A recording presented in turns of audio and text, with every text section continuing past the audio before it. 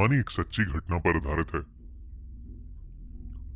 मीरा और रोहन की शादी को 1 साल हो गया था, मगर जिंदगी की भागदौड़ की वजह से वो अपनी शादी के बाद से कहीं भी घूमने नहीं जा पाए थे।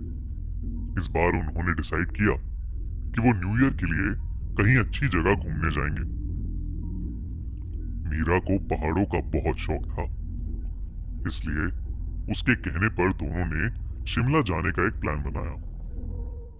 उन्होंने शिमला जाकर बहुत मजा किया, हर फेमस जगह घूमे और साथ में काफी क्वालिटी टाइम भी स्पेंड किया। न्यू ईयर्स ईव पर मीरा और रोहन साथ में पार्टी करने एक बार में चले गए और वहां पर उन्होंने कुछ ज्यादा ही शराब पी ली। होटल लौटते हुए शराब के नशे में दोनों इतना धुत हो गए थे कि वो बहुत मौज मस्ती में सड़क पर शोर मचाए जा रहे थे। तभी मीरा की नजर थोड़ी दूर पर बने एक बड़े से मैंशन पर पड़ी। वो मैंशन बिल्कुल अबैंडन था, जैसे सालों से खाली पड़ा हो। उसकी बिल्डिंग बहुत ही पुरानी और डरावनी लग रही थी। तो मीरा ने मजे मजे में ही रोहन का हाथ पकड़ा और उसे मैंशन के अंदर ले गई। उस बड़े से मैंशन का नाम था चार्लविल मैंशन। उस मैंशन के बारे में दोनों ने सुना तो बहुत था, मगर वहां की कहानियों को इग्नोर करके अंदर जाना शायद उनकी सबसे बड़ी गलती थी। मैंशन का मेन डोर लॉक था, इसलिए दोनों बैक साइड से अंदर घुस गए। वो दोनों अभी भी नशे में थे और उस मैंशन के अंदर जाकर जोरों से शोर मचाने लगे। मीरा दीवारों पर लगी तस्वीरों का मजाक उड़ाने लगी।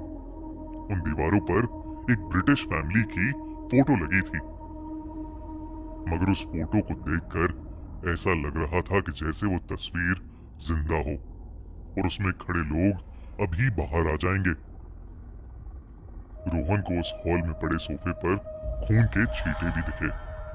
उसे महसूस होने लगा कि शायद उन्हें उस मैंशन में नहीं आना चाहिए था। मीरा और रोहन ये सब देख ही रहे थे कि अचानक उन्हें ऊपर वाले फ्लोर से किसी चीज के टूटने की आवाज आई। एक पल को मीरा और रोहन बिल्कुल शांत हो गए थे। उन्हें लगा कि शायद घर में कोई था, लेकिन अगर घर में कोई होता तो मेन गेट पर ताला क्यों लगा होता। यही सोचकर मीरा ऊपर वाले फ्लोर पर जाने लगी। रोहन अब थोड़ा सा होश में आने लगा था। उसने मीरा को रोकने की कोशिश की, क्योंकि अब उसे उस घर में कुछ ठीक नहीं लग रहा था। वो मीरा के पीछे जाकर उसे रोकने ही वाला था कि तभी उसे ऐसा लगा कि जैसे किसी ने उसे पुकारा हो। रोहन मुड़ा, मगर वहां कोई नहीं था। वहीं दूसरी तरफ मीरा ऊपर वाले फ्लोर पर पहुंच चुकी थी। उस फ्लोर पर कॉरिडोर के एंड में एक कमरा था, जहां का दरवाजा धीरे धीरे अपने आप खुल बंद हो रहा था। मीरा उस कमरे के अंदर गई और उसने कुछ ऐसा देखा जिसे देखकर उसका दिल दहल उठा। कमरे की हर चीज सड़ी हुई थी और कमरे के एक कोने में रोहन खड़ा था, लेकिन रोहन का चेहरा बहुत अजीब दिख रहा था। उसकी आंखों के प्यूपिल्स बहुत छोटे थे और वो मीरा को ही घूर कर देख रहा था। उसके चेहरे पर कोई एक्सप्रेशन नहीं था, मानो वो वहां खड़ा कोई पुतला हो।